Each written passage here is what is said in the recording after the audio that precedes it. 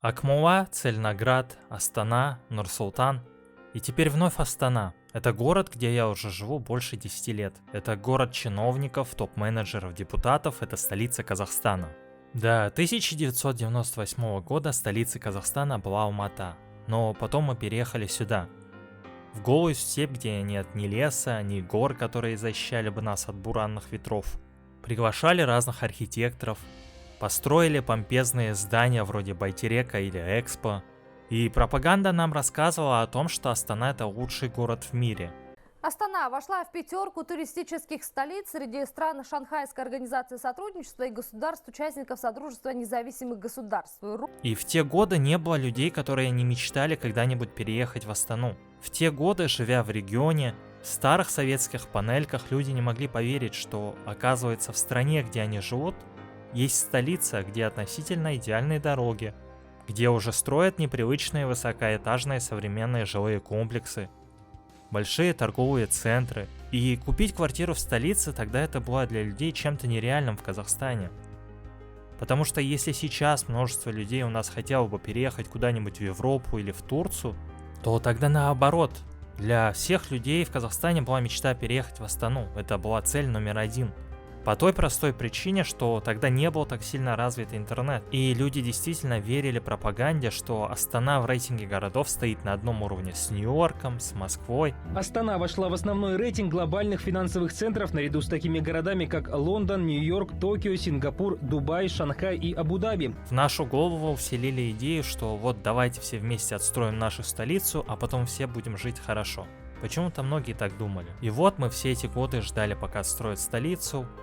Она все время строилась, а теперь я гуляю иногда на фоне этих бездушных улиц, на фоне дешево-дорогих высоток и задаю себе вопрос, а это ли мы ждали все эти годы? Я не представляю, сколько денег недополучили в регионах из-за того, что мы все наши силы бросили на постройку столицы. Создатель этого города и его автором называют Нурсултана Назарбаева. Здесь его именем назван аэропорт, школа, музеи, памятники, университет, а до недавнего времени в его честь еще была переименована столица. Наша столица должна носить и имя нашего президента и называться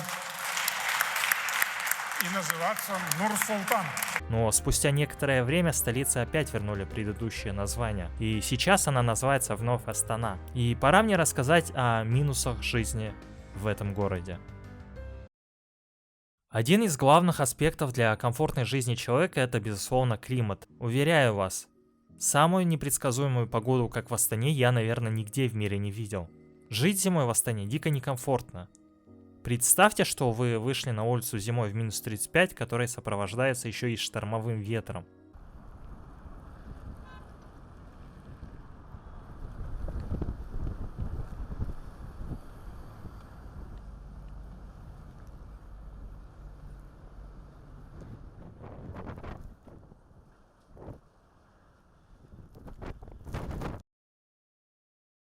В Астане, безусловно, вы увидите множественно красивых зданий, но некоторые туристы называют их бездушными.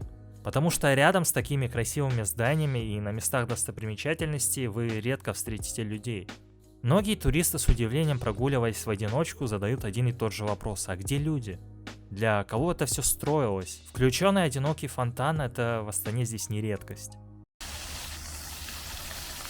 А вот знаете, что необычно в этой картине? То, что здесь людей нет. Что это такое-то? Посмотрите.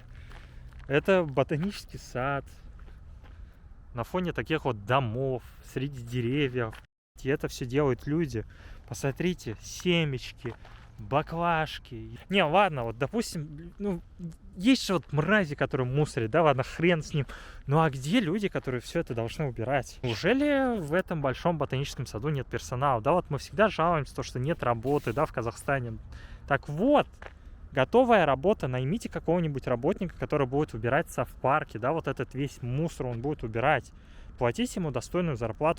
Вот, иногда смотришь на эти здания, бизнес-центры, дома министерств, и у тебя такое ощущение, как будто это макеты, а не здания, где сейчас находится внутри тысячи человек.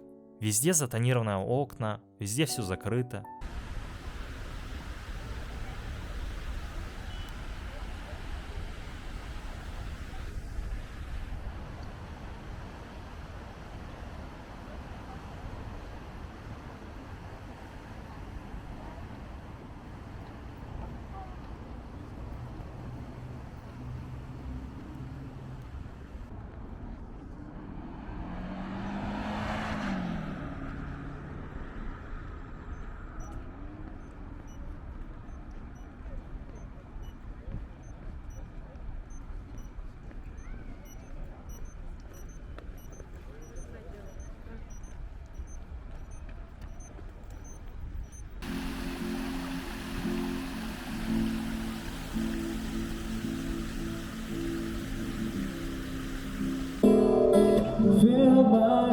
a song, yeah, let me sing forevermore.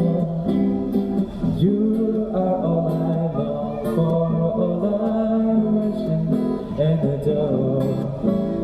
In all the world, please be true. Мне нравятся вот эти вот 4 дома, они, знаете, такие прикольные, сделаны в казахском стиле. Было бы интересно посмотреть, что там внутри, да? Как он вблизи выглядит и как там двор. Вон орнаменты всякие в казахском стиле. Вот знаете, ребята, мне так нравится гулять в Астане ночью. Ночью в Астане какая-то особенная атмосфера. Вот днем мне в Астане гулять не особо нравится, да?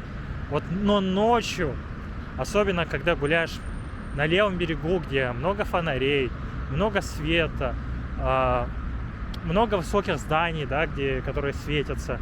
Астана тебе уже не кажется как какой-то город-макет, да, как какой-то город-мираж, а ты чувствуешь какую-то... Я не знаю, ну прикольно, ты прям чувствуешь, что это город в степи, да?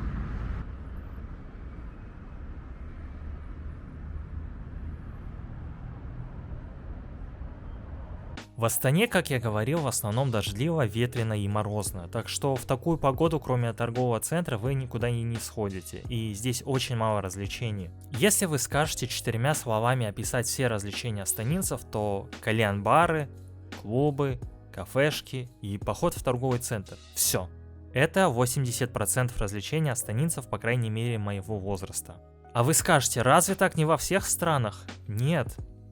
Я считаю, что в городе и в столице должны происходить как можно больше ивентов или каких-то праздников. Например, в том же недалеком Азербайджане до пандемии постоянно происходили какие-то мероприятия. Статусный гоночный турнир Формула-1, матч чемпионата Европы по футболу. В Баку приезжала известная британская певица Дуа Липа. А в Астане вы максимум сходите на концерт Кайрата Нуртаса, Туригали Туриали. Ну ладно, там раз в год может приехать Филипп Киркоров. Отмороз были. Иногда у акимата все-таки зарождается в уме гениально какая-нибудь идея сделать что-нибудь в столице, как в цивилизованных странах Европы, но, как обычно бывает, задумка реализуется по-казахски. Например, у нас по городу понастаивали умные остановки, и при открытии этих остановок говорили, что ей нет равных в удобстве и функциональности. Здесь будет работать внутри бесплатный Wi-Fi, летом будет работать внутри кондиционер, а зимой она будет обогреваться. Но, естественно, зимой практически никакой обогрев не работает, а летом кондиционер тоже. А про бесплатный Wi-Fi, я думаю, и говорить не стоит. Одна из первых версий теплых остановок. И как вы думаете, работает ли там сейчас Wi-Fi? Не говоря уже про обогрев. Вы понимаете, тупо его здесь в списке даже нет. Этого Wi-Fi. То есть здесь Wi-Fi однозначно не работает. Также вызывают вопросы и обслуживание этих остановок, потому что нередко увидишь, как внутри этих остановок грязно, под сиденьями валяется мусор, все стекло в разводах. И смотрите, вот теплая остановка. Посмотрите, какие грязные стекла. Его как будто, я не знаю, с момента постройки не протирали, но она такая грязная. Смотрите, это не от холода, если что, это пыль. Видите, вот то, что вот эти разводы, это не от холода, это все пыль. Посмотрите, какая она пыльная, жесть. И понимаете, вот это дом министерств. Вот дом министерств. И вот за этим мостом в 3 минутах Ахорда находится. Посмотрите, какие грязные окна. Жесть.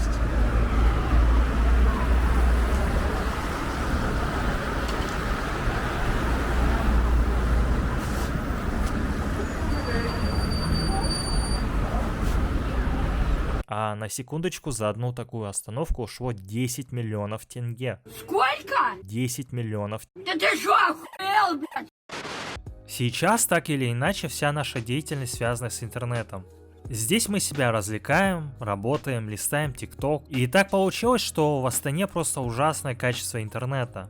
Когда сейчас весь мир переходит уже на 5G интернет, то у нас до сих пор в столице на некоторых улицах практически не работает мобильный интернет. Причем это не где-то за городом или в пригороде, а на центральных улицах Астаны. В магазине, когда пытаешься расплатиться через QR-код в банке, то приходится иногда, как в старинные времена, поднимать наверх телефон, чтобы поймать связь. В Астане в 2017 году прошла международная выставка Экспо 2017, куда было затрачено 560 миллиардов тенге. Естественно, не все люди были довольны тем, что столько денег было затрачено на какую-то выставку, когда они живут от зарплаты до зарплаты. Наверное, о целесообразности проведения такого мероприятия лучше всего вам расскажут эти безлюдные кадры спустя 5 лет. Вот мне кажется, Астана — это идеальная локация для того, чтобы здесь снимать фильмы про апокалипсис. Почему, интересно, американские режиссеры сюда не приезжают, чтобы снимать там всякие фильмы про мертвый город, фильмы про зомби? Мне кажется, Астана подошла бы идеально. Здесь даже локации идеальные, знаете, типа даже не надо людей убирать или там ставить, так скажем, билборды о том, что идет съемка. Можно просто на любую локацию заходишь, и здесь нигде людей нет. Да, вы сейчас скажете, что сейчас же зима, ну конечно же людей нет в Астане. Так и днем, и летом-то особо здесь людей не бывает. Если вы думаете, только из-за зимы здесь никого нет. Печально. Ну вот, казалось бы, да, посмотрите, все красиво здесь украсили, но для кого? Для кого? Здесь же никого нет. И 31 января здесь никого не будет, я уверен. Опа, на общественный туалет в Астане такое нередко, ну, очень редко увидишь. И как вы думаете, она работает? Она работает, естественно же, здесь даже дверной ручки нет, ребят. Ну, естественно, она не работает. Как вы думаете, стоит ли вот это здание 560 миллиардов тенге? Мне кажется, нет. Вот знаете, я сейчас вроде бы скажу банальные фразы, но 560 миллиардов тенге, которые мы потратили на вот это здание и вообще на Экспо, мне кажется, мы могли потратить на более нужные вещи. Например, как минимум купить 100 автобусов в каждом городе, новых автобусов, да, чтобы люди не мерзли, не ехали в переполненном автобусе. Построить оборудованные новые школы, оборудованные современные поликлиники. В каждом городе открыть по 10 новых университетов, да. Да, как бы один из этих зданий вроде бы отдано под IT-университет, да, одно из этих зданий Экспо. Но, понимаете, но одно же здание не стоит 560 миллиардов. Мы могли в каждом городе Казахстана построить просто университеты. Но мы вместо этого построили вот это. Вот так вот. Мне безумно не нравится жить в столице, потому что главная причина — это даже не его холодный климат, а именно потому, что он дико неудобный. В чем заключается же эта неудобность? Астана по меркам других столиц он не очень-то и большой, но и не слишком маленький. По той простой причине, что из-за широких проспектов и улиц тебе приходится преодолевать большие расстояния между точкой А и точкой Б. Слишком много поворотов, неудобно спроектированные улицы, пробки в час пик. Даже не доезжая на автобусе до своей работы, я уже дико изматываюсь. Живу здесь уже почти 10 лет. Сначала было как у всех, особо не замечаешь минусов, видишь только красивые здания. Но чем дольше живешь, тем сильнее понимаешь, что жизнь, как ни странно, одна. И она не только для работы и дороги до нее. Если вы в час пик сядете на автобус и посмотрите на лица людей, которые здесь живут, то увидите у всех очень раздраженные, закредитованные лица. И это страшно. А теперь давайте поговорим о плюсах, потому что, безусловно, они здесь тоже есть. Согласитесь, что на уровне стран СНГ наша столица вполне себе достойно не сильно хуже выглядит, чем условный Минск, Москва, а тем более среди других среднеазиатских столиц. Сюда будет не стыдно привезти какого-нибудь иностранного туриста, который увидит, что, оказывается, мы не живем здесь где-то в степи, в юртах, попивая свой кумыс. Когда увидит, что у нас, оказывается, тоже есть Starbucks, Zara, большие торговые центры, красивые здания, аренда велосипедов.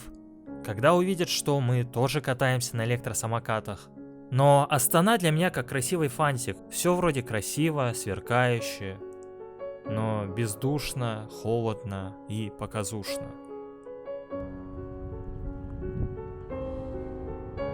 Не будет лучше! Как жили, нищевали, да и нищевать будем. Чего вы ожидаете от предстоящих выборов? Услышав этот вопрос, одна из наших героинь, которая зарабатывает на жизнь мелкой торговлей на столичном рынке, дает волю эмоциям, в основном негативным. На базаре она работает уже 5 лет. Говорит, что сколько ни старается, на достойную жизнь не хватает.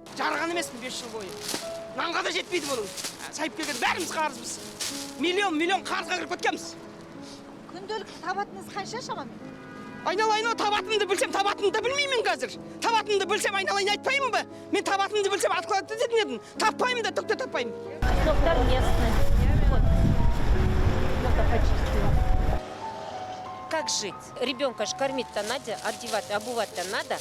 Воровать не умею, попрощайничать тоже не умею. Приходится так. Казахстан бай-бай дейді қайда? Айжан Кужабай-кызы, которая торгует носками и в одиночку содержит 3 детей, с тревогой смотрит в будущее. Переехав в Астану, она не смогла найти постоянную работу и пошла торговать. С тех пор прошло 15 лет. Город разрастался, взрослели сыновья и дочери. Жить легче не стало, говорит она. Доллар көтерілгеннен кейін товар да қымбаттап кетті. Қарызға аламыз, азында сатамыз, кешке береміз. Күннің суығы ыстығына қарамай тұрасыз? Жоқ, өткен қарыз қалғаннан кейін амал жоқ шығамыз. Қанша қарызыңыз бар? 1,5 миллион кредитін 7 жыл болып төлемей келатым әлі. Сол үшін осы жерде тұрамын. Такие космические цены у них, на выборы уходят. 1 650 000 на Татакаева уйдут. Одного на Татакаева. Әр сайлауда дайындаламыз, ойбай келешек ертең бір арзан болып, осы бір жақсы нәрсе болып кететін шығар деп ойлаймыз ғой. Баяғы тазы қалпымызға қайтадан келеміз ғой, сол дым өзгермейді. Ситуация в Экибастузе выходит из-под контроля. Количество домов, оставшихся без отопления по сравнению со вчерашним днем, увеличилось до 149. Люди в отчаянии. Во многих квартирах лопаются батареи. Еще 20 миллиардов тенге вложат в строительство ЛРТ в столице.